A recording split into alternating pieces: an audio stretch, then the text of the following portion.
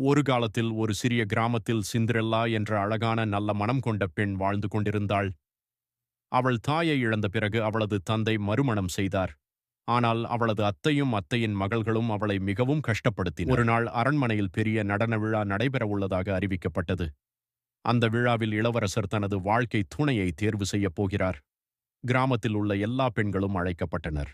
சிந்திரெல்லாவும் செல்ல ஆசைப்பட்டாள். ஆனால் அவளது அத்தையும் சகோதரிகளும் அவளை அனுமதிக்கவில்லை. அவள் அழுது கொண்டிருந்த போது ஒரு அற்புதமான தேவதை தோன்றினாள்.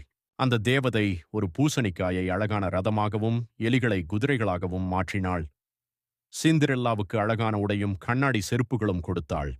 ஆனால் ஒரு நிபந்தனை, இரவு 12 மணிக்குள் திரும்பி வர வேண்டும். அரண்மனையில் சிந்திரெல்லா மிகவும் அழகாக தோன்றினாள். இளவரசர் அவளை பார்த்தவுடன் காதலித்தார். அவர்கள் இருவரும் மகிழ்ச்சியாக நடனமாடினர். ஆனால் மணி 12 அடிக்க ஆரம்பித்தது. சிந்திரெல்லா அவசரமாக ஓடினாள். ஓடும்போது அவளது ஒரு கண்ணாடி செருப்பு கீழே விழுந்தது. இறுதியாக சிந்திரெல்லாவிடம் வந்து சேர்ந்தார். அந்த செருப்பு அவளுக்கு சரியாக பொருந்தியது.